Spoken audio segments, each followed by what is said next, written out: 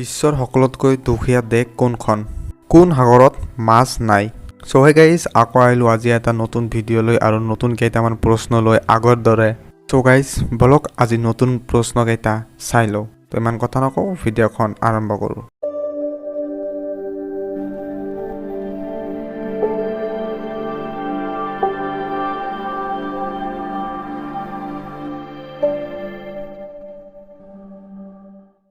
বিশ্বৰ সকলোতকৈ অধিক দৰমহা কোনে পায়?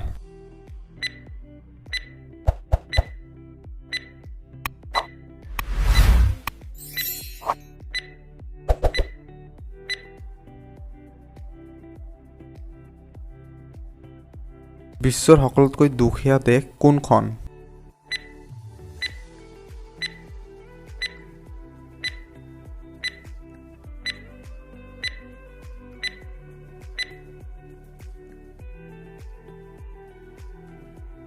কোনটো পক্ষীয়ে নিজৰ পোৱালীক গাখীৰ খুৱায়?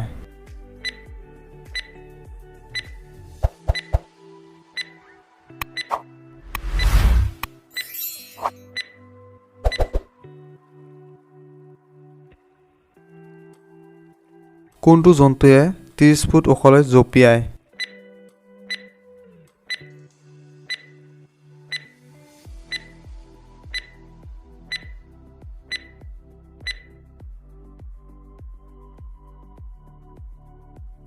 কোনখন সাগৰত মাছ নাই?